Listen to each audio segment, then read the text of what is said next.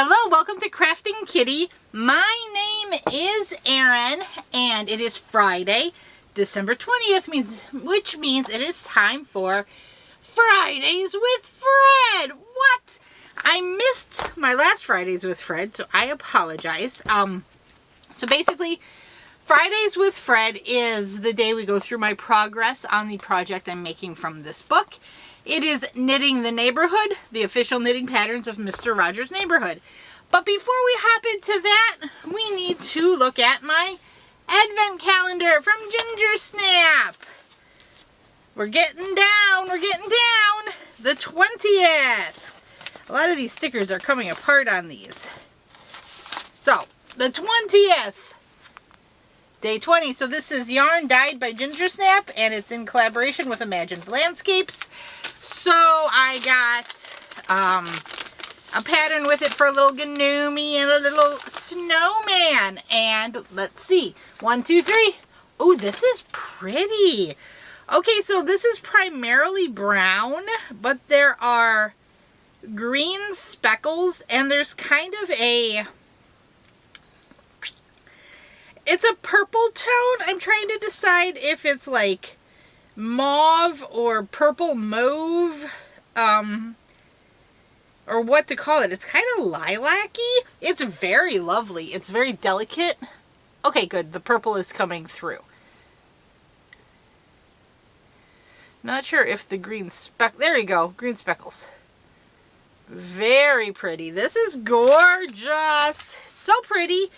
Again, I do plan on making at least one gnome and one snowman, but what colors I use are to be decided until we see them all.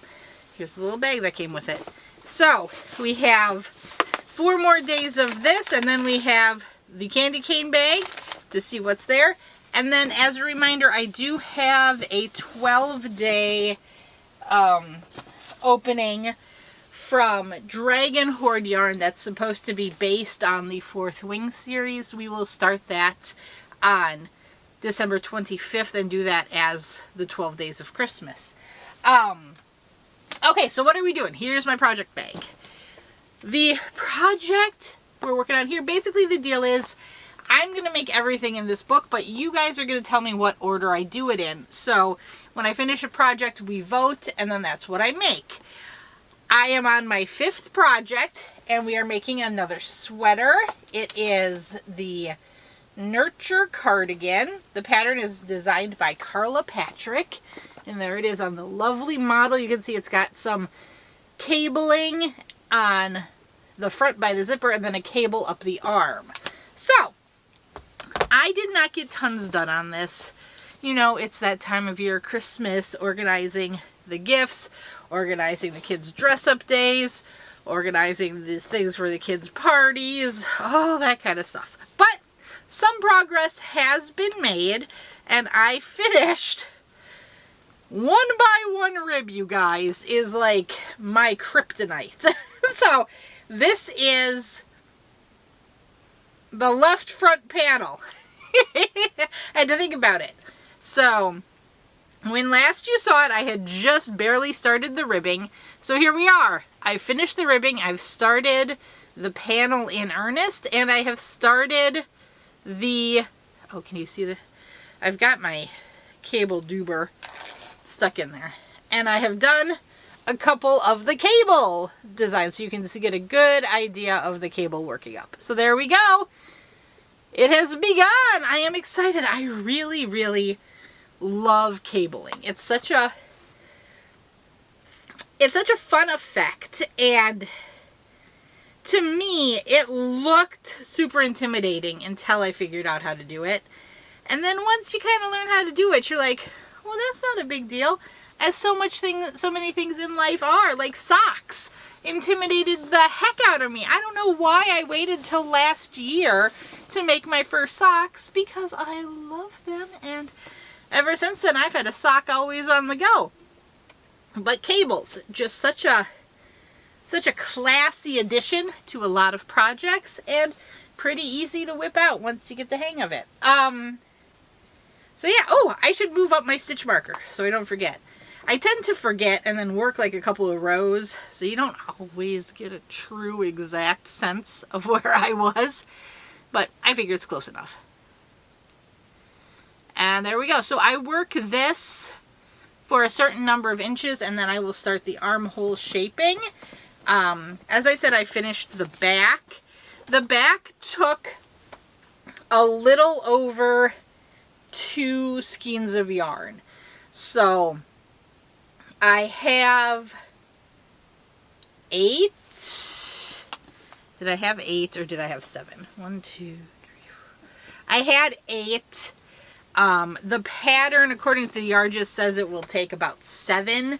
So I should be fine yardage wise. I have no concerns there right now. But yeah, whenever you're using a discontinued, no longer able to be obtained yarn, that's always in the back of our heads, isn't it? Ooh, am I going to have enough to finish it? I hope so. I hope so.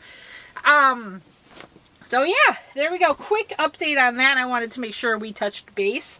I'm currently in the process of kind of planning what the channel is going to look like in 2025. I do know my theme is going to be, I think Heather, the Crochet Witch, said it well with the theme being reduction.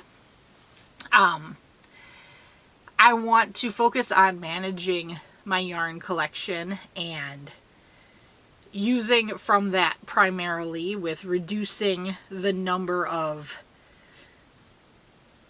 extravagant yarn purchases I've been making, because I just don't have, if you've been watching my yarn management series, you know I've run out of storage space for yarn, so I can't really bring any more in realistically. Ooh, the doorbell, I gotta go. Sorry about that. I missed the door yesterday because I was in the shower and I didn't realize Brian had ordered a gift that was gonna need a signature upon delivery.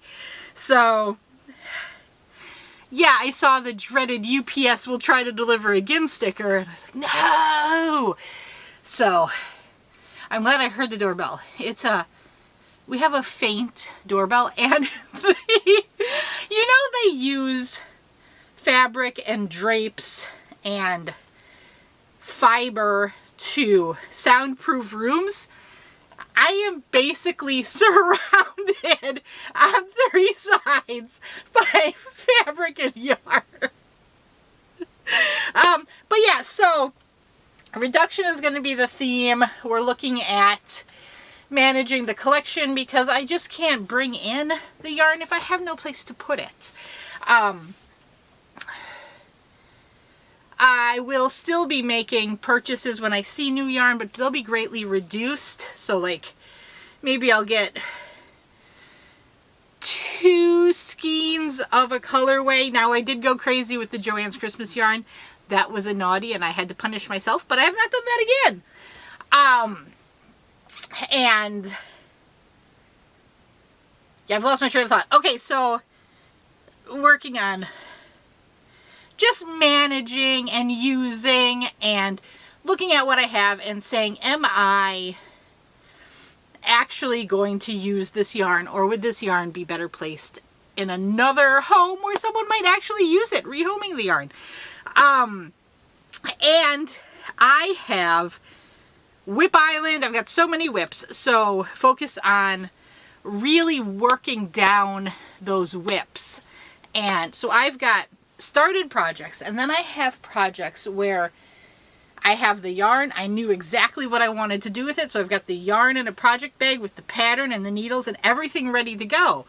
I just need an opening to be able to do that. So working down the already started projects will, in theory, give me the room to start those, because those are technically, I categorize those as whips, works in progress. Everything's ready to go, except I haven't started the actual work on it.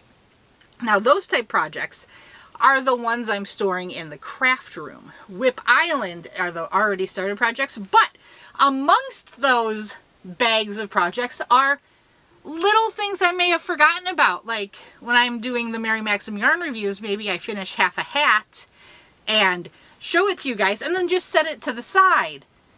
Of course, that hat set off to the side, out of sight, out of mind, So some of those are mixed in. So I really need to get, I'm referencing this area because this is where they're stacked.